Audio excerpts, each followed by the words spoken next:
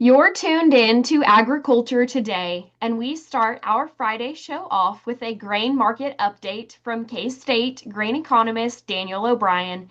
Daniel, thanks for taking the time to join us today. Thank you very much there, Chevy Lynn. Appreciate it.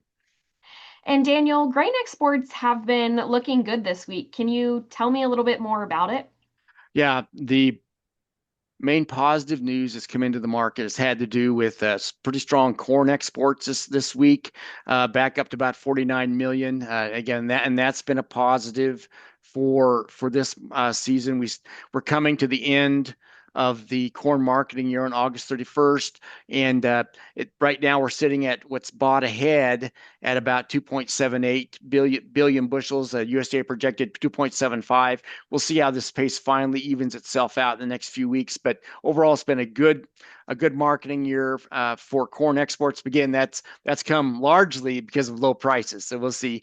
And then we also have had a strong export week for U.S. wheat, and that would, and again, we're looking at official numbers for the week ending July 31st. Of course, that marketing year started June 1, and had for the overall numbers for the U.S. about 24.5 million bushels. Need a pace about 16.4 for this marketing year. Again, the one we're in now to get to the end and meet the USDA's projection of about 850 million, which is okay. Hard red winter wheat, especially had a strong week. Need about 4.96 million bushels, about just under five, beat the USDA's projection of 275 million, and had a week of 11.5. So strong week. Again, I guess the best cure for low prices is low prices, and a weaker dollar doesn't hurt either in terms of actually moving some of this grain. So that's a positive.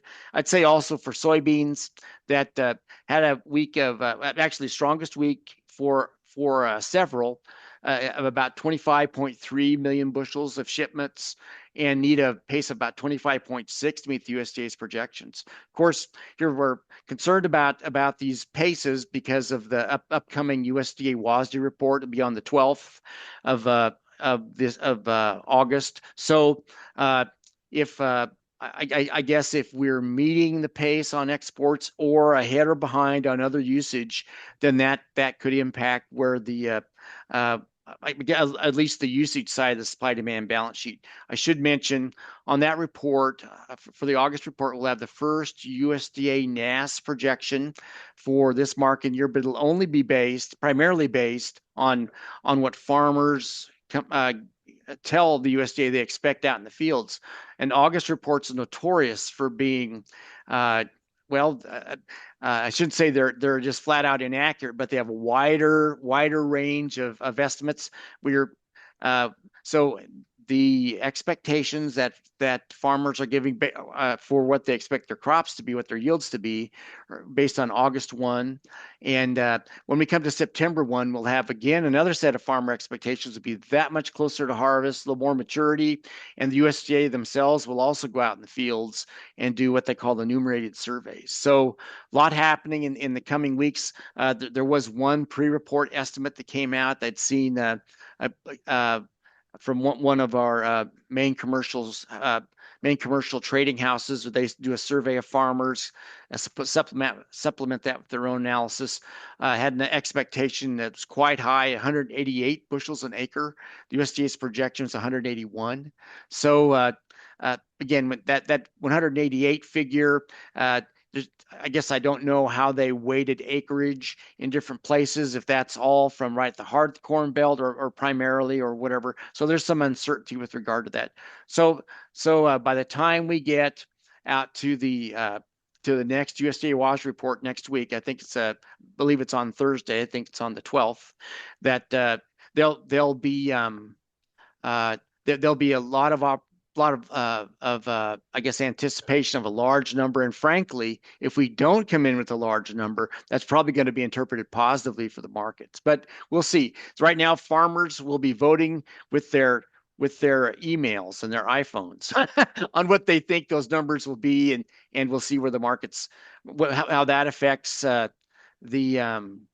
what the USDA NASS tells, it brings into those balance sheets on the production side, and then we'll just go from there. I really think that it'll set the tone for where markets go. It's probably going to have large crop expectations for corn and for soybeans, and uh, uh, and then we'll be shaving and adjusting from that on from August now into September, October, November, and on into January. Daniel, what are the futures markets looking like? Well, they're following the same narrative and general idea that we have large crops coming. And closed yesterday on Thursday, the 7th, well, for corn, at 384 and a half on the futures contract. For Dees harvest contract 407 had been lower this week. So a little bit of strength that happened yesterday. Is that an actual positive move in the market? Is it people that have been selling a long time buying back? We're not quite sure yet, but so the market has its movements and its actions and reactions. It'll pay attention to the supply demand numbers that come out and increasingly weight that going forward on into this fall. For soybeans, the August contract, of course, is in delivery in what we call the delivery period. 971 3/4, 974 for September. New crop November 993 and 3/4. And whereas corn was up about 4 or 5 cents yesterday, soybeans up about 9 or 10, 8, 9, 10. So got that as it is. And then some of the export news, other factors coming into play affecting hard red winter wheat. Again, Chicago CME Kansas hard red winter wheat contract closed well, the September contract closed up a dime yesterday, 10 cents up to 521 and a half. So interesting to look at all that. And when I look at where we're at chart wise, again, you've got the same pattern that just played out for the September corn, September wheat, and September soybean futures contracts. All within the last week dropped to a low and have bounced back a little bit from that. And again, I guess when you look back historically in the last several years, it hasn't been that uncommon at all to see actual price lows happen sometime around August, September, and that's when the market finally puts to bed its view that we're going to have a short crop or drought or flood or freeze or whatever it could impact things, and that it's a little bit premature, but yet it's the expectation. I mean, so it kind of lays aside its worries about the size of the crop and then starts thinking about demand. So, frankly, for any positiveness to come in the market, it's almost as if the size of the crop news needs to wash out, needs to hit the market, and then we can turn our attention to how the crop's going to be used. And after that, after whatever harvest lows are in, then we're in a better shape to see how what seem to be lower prices may spur on demand all that much more. Daniel, what about the cash market? Cash markets following suit, of course, and uh, uh, we have seen some a different area of the state take price leadership for some of these crops. Southeast Kansas is particularly showing strong bids. You have for the corn market, of course, the strongest corn price still is in Garden City and Southwest, where the feedlots are at, and but the second strongest price is in Pittsburgh, down Southeast Kansas, or in that vicinity. So both of those have a positive basis for corn, and other places, again, the Colby area, 354, 350 for Salina, 365 Hutchinson, 370 Topeka.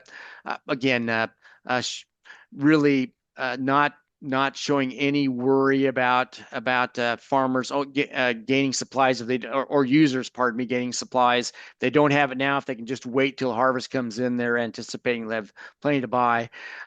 In the grain sorghum market, you also have a similar situation. Again, the Pittsburgh area, it's just a few bids, but it's not just isolated one or two. You have a 388 bid in for sorghum spot cash price bid, new crop bid of 410.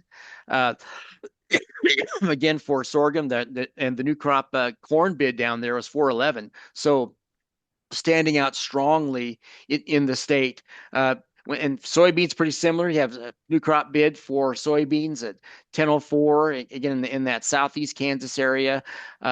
Well, that's a spot price. New crops 1003. The next highest prices anywhere, 978 for a spot bid in Topeka, and uh, in Hutchinson 947. So again, and you have a new ethanol plant down in that area. It's affecting things, and not that far from Emporia ethanol.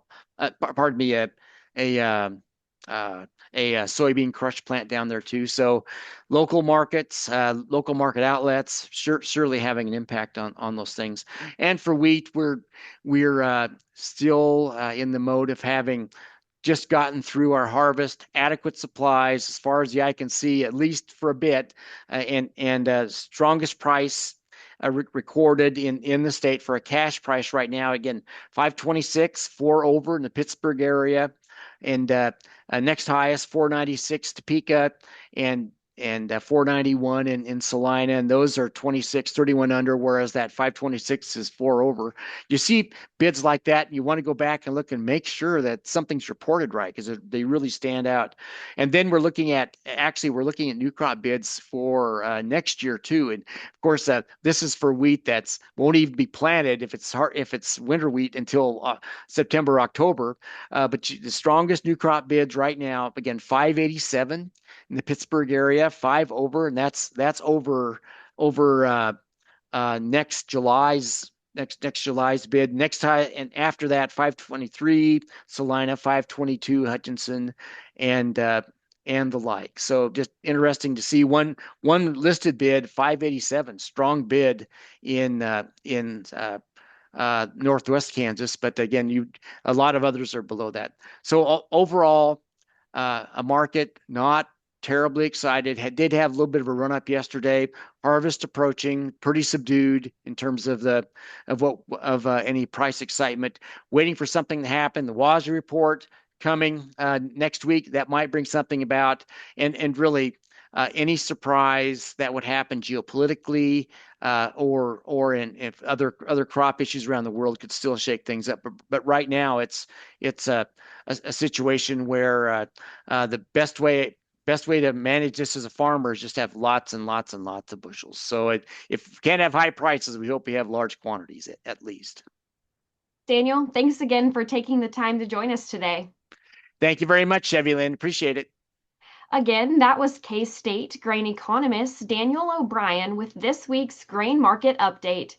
We're cutting to a short break now, but we'll have more for you up ahead.